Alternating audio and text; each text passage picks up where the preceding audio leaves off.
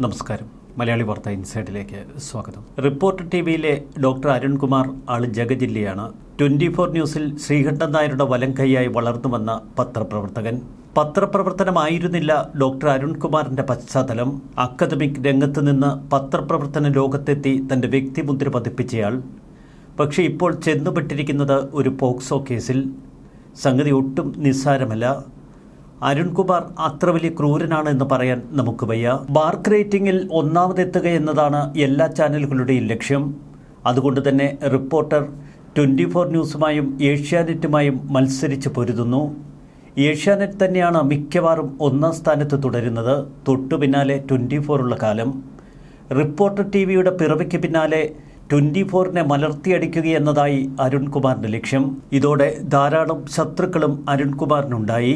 Reporter ടിവിയുടെ മുതലാളിമാർ മരമുറി മുതലാളിമാരായതോടെ അരുൺകുമാറിന് തലവേദനയേറി. Reporter ടിവിയിലെത്തിയ അരുൺകുമാറിന് നിരവധി വിവാദങ്ങൾ അഭിമുഖീകരിക്കേണ്ടി വന്നു. ഷിരൂരിലെ അപകട സ്ഥലങ്ങളിലൊക്കെ കയറി മേഞ്ഞപ്പോൾ അരുൺകുമാറിനെ സമൂഹമാധ്യമങ്ങൾ എടുത്തെടുത്തു. ചാനൽ റേറ്റിംഗിന് വേണ്ടി എന്തു കോമാളിത്തരവും കാട്ടുന്നയാളാണ് അരുൺകുമാർ എന്ന് പലരും പരിഹസിച്ചു. എന്നാൽ മറുവശത്ത് അരുൺകുമാറിന്റെ റോൾ മോഡലായി നിൽക്കുന്നത് സാക്ഷാൽ ശ്രീകണ്ഠൻ നായർ. ശ്രീകണ്ഠൻ നായരുടെ ഒറ്റയാൾ പ്രയോഗങ്ങൾ തന്നെയാണ് 24 ന്യൂസിനെ ഇത്ര വലിയ തലങ്ങളിലെത്തിച്ചത്.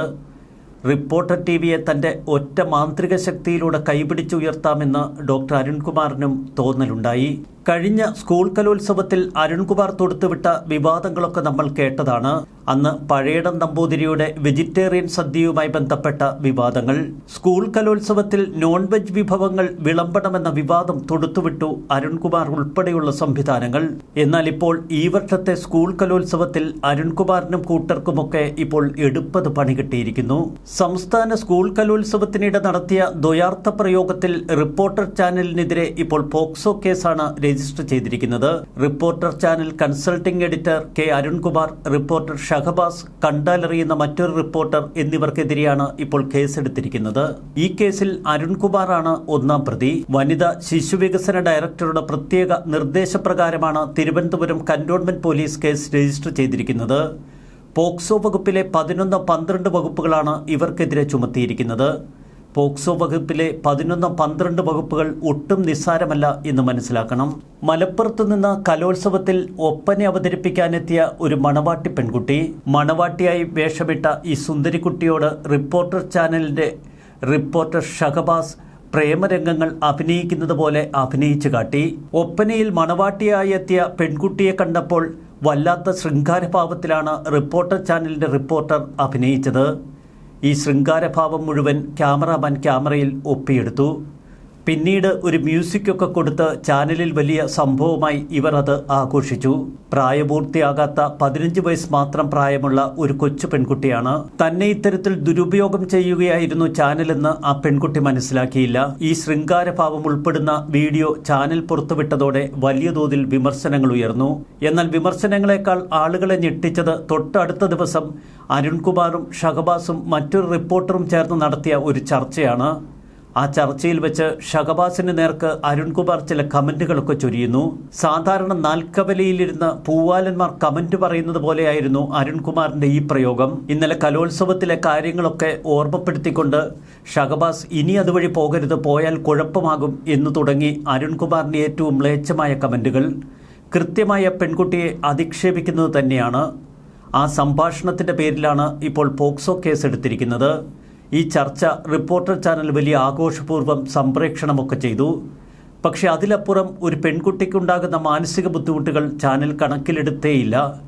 ഇവിടെയാണ് പോക്സോ വകുപ്പിലെ 11, 12 വകുപ്പുകളിട്ട് അരുൺകുമാറിനും സംഘത്തിനുമെതിരെ കേസ് ചാർജ് ചെയ്തിരിക്കുന്നത്.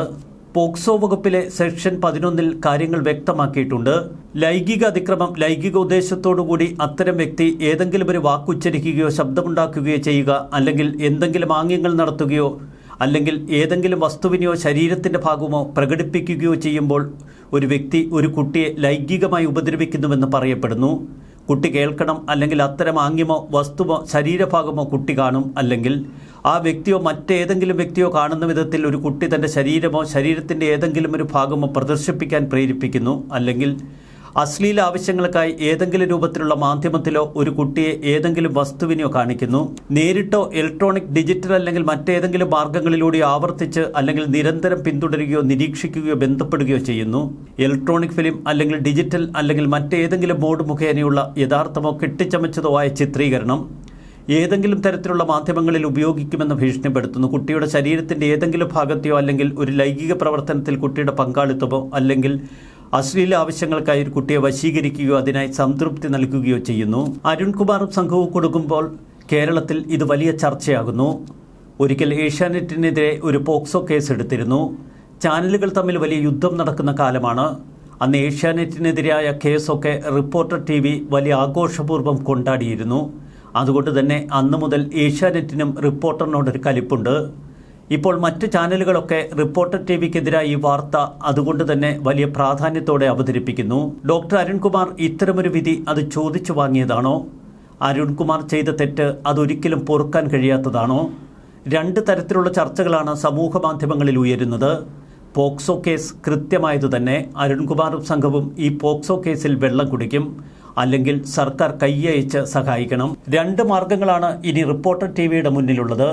സർക്കാരിന് മുന്നിൽ, പിണറായിയുടെ മുന്നിൽ, CPMന് മുന്നിൽ സാഷ്ടാംഗമങ്ങ് വീഴുക. പോലീസിൻ്റെ ഭാഗത്ത് നിന്ന് ധൃതി പിടിച്ചൊരു നടപടിയും പാടില്ല എന്ന് ഭരണകൂടത്തെ കൊണ്ട് നിർബന്ധിച്ച് എന്തെങ്കിലുമൊക്കെ ചെയ്യിപ്പിക്കുക. ഒരു സ്ത്രീയെ അധിക്ഷേപിച്ചുവെന്ന കേസിൽ ഇക്കഴിഞ്ഞ ദിവസം പോലീസ് തിടുക്കത്തിൽ ബോബി ചെമ്മണ്ണൂരിനെ വട്ടമിട്ട് തൂക്കിയെടുക്കുന്നതും പിന്നീട് ജയിലിലടയ്ക്കുന്നതുമൊക്കെ നമ്മൾ കണ്ടിരുന്നു. എന്നാൽ രാഹുൽ ഈശ്വറിൻ്റെ കേസ് വന്നപ്പോൾ അത്ര ധൃതി പിടിച്ച് സർക്കാർ നീങ്ങിയില്ല.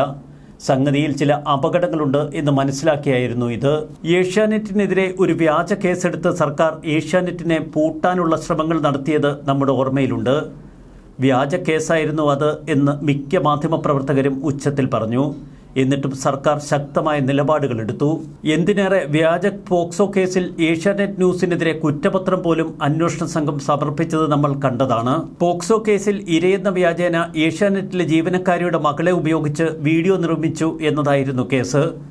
Asianet news executive editor Sindhu Suryakumar, resident editor K Shajahan, reporter Noufal Bin Yusuf, Asianet ജീവനക്കാരിയായ പെൺകുട്ടിയുടെ അമ്മ, video editor Vineeth Jose, cameraman Vipin Muraleedharan എന്നിവർക്കെതിരെയായിരുന്നു കേസ്. ക്രിമിനൽ ഗൂഢാലോചന, വ്യാജരേഖ ചമയ്ക്കൽ, വ്യാജ ഇലക്ട്രോണിക് രേഖ ചമയ്ക്കൽ, തെളിവ് നശിപ്പിക്കൽ എന്നീ വകുപ്പുകൾ അനുസരിച്ചായിരുന്നു ഏഷ്യാനെറ്റിനെതിരെ കേസെടുത്തത്. റിപ്പോർട്ടർ ചാനൽ സാധാരണ ഇടതുപക്ഷ സർക്കാരിനെ അനുകൂലിക്കുന്ന ചാനലാണ്. അതുകൊണ്ട് തന്നെ ഒരുപക്ഷെ സൂക്ഷ്മതയോടെ റിപ്പോർട്ടർ TVയിലെ അരുൺകുമാറിനെ രക്ഷപ്പെടുത്താനുള്ള നീക്കങ്ങളൊക്കെ തുടക്കത്തിൽ ഭരണകൂടം നടത്തിയിരുന്നു. അതിന്റെ ഭാഗമായിരുന്നു ബാലാവകാശ കമ്മീഷൻ തിടുക്കപ്പെട്ട് ഈ കേസ് അന്വേഷിക്കുമെന്നൊക്കെ പ്രഖ്യാപിച്ചത്. എന്നാൽ ബാലാവകാശ കമ്മീഷന്റെ കയ്യിൽ കാര്യങ്ങൾ നിന്നില്ല. നിരവധി വിമർശനങ്ങൾ സമൂഹ മാധ്യമങ്ങളിൽ ഉയർന്നതോടെ ഈ സംഭവത്തിൽ കേസെടുക്കുക മാത്രമേ തങ്ങൾക്ക് മുന്നിൽ മാർഗമുള്ളൂ എന്ന് ഭരണകൂടം തിരിച്ചറിഞ്ഞു. സംഭവത്തിൽ മറ്റാരെങ്കിലും കോടതിയെ സമീപിച്ചാൽ കേസെടുക്കാൻ നിർദ്ദേശിക്കും എന്ന വാസ്തവവും സർക്കാരിന് മുന്നിലുണ്ട്. പ്രായപൂർത്തിയാകാത്ത കുട്ടിയെ അധിക്ഷേപിക്കുന്ന തരത്തിലുള്ള വീഡിയോ തന്നെയാണ് റിപ്പോർട്ടർ TV പുറത്തുവിട്ടത്. ഇതിന് അരുൺകുമാറും സംഘവും ബോധപൂർവം നടത്തിയതാണോ അല്ലയോ എന്ന തർക്കങ്ങളൊക്കെ ഉണ്ടാവാം. അതൊക്കെ അവിടെ നിൽക്കട്ടെ.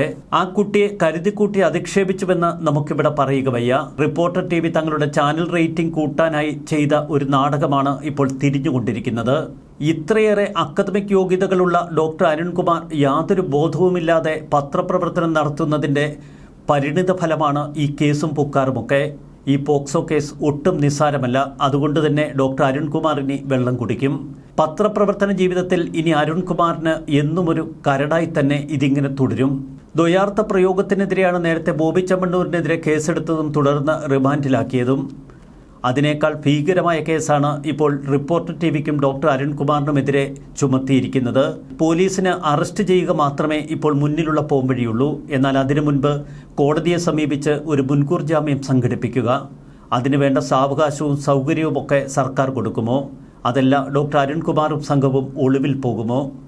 എന്തായാലും ദുർഘടമായ ഘട്ടത്തിലൂടെയാണ് അരുൺകുമാറിന്റെയും സംഘത്തിന്റെയും ഇപ്പോഴത്തെ അവസ്ഥ കടന്നു പോകുന്നത് എന്ന് വ്യക്തം. വെളിവില്ലാത്ത മാധ്യമപ്രവർത്തനം തന്നെയാണ് ഇത്തരമൊരു അപകടം വിളിച്ചു വരുത്തിയത് എന്ന് നമുക്ക് നിസ്സംശയം പറയാം. റേറ്റിംഗിന് വേണ്ടി എന്തു കോമാളിത്തരവും കോപ്രായവും കാട്ടുന്ന മാധ്യമപ്രവർത്തകർക്ക് കൂടി ഇതൊരു കനത്ത മുന്നറിയിപ്പാണ്. സൂക്ഷ്മതയോടെ വേണം ഇത്തരം റിപ്പോർട്ടിംഗ് നടത്താൻ എന്ന് വ്യക്തം. തിരുവനന്തപുരം കന്റോൺമെന്റ് പോലീസാണ് ഇപ്പോൾ കേസെടുത്തിരിക്കുന്നത്. തിരുവനന്തപുരം ജില്ലാ ശിശുക്ഷേമ സമിതി DGPക്ക് നൽകിയ പരാതിയുടെ അടിസ്ഥാനത്തിലാണ് കേസ് സംസ്ഥാന സ്കൂൾ കലോത്സവവുമായി ബന്ധപ്പെട്ട് പോലീസ് രജിസ്റ്റർ ചെയ്തിരിക്കുന്നത്. ഡോക്ടർ അരുൺകുമാറിന് സമൂഹത്തിൽ ഒരുപാട് ശത്രുക്കളുണ്ട്. എന്തായാലും ശത്രുക്കളുടെ കയ്യിൽ ഒരു വടി കൊണ്ടുപോയി കൊടുത്തിരിക്കുന്നു. ഇനി ആവുന്നത്ര മേടിച്ചു കൂട്ടുക, അല്ലാതെ എന്തു പറയാൻ. ന്യൂസ് ഡെസ്ക് മലയാളി വാർത്ത ഇൻസൈഡ്.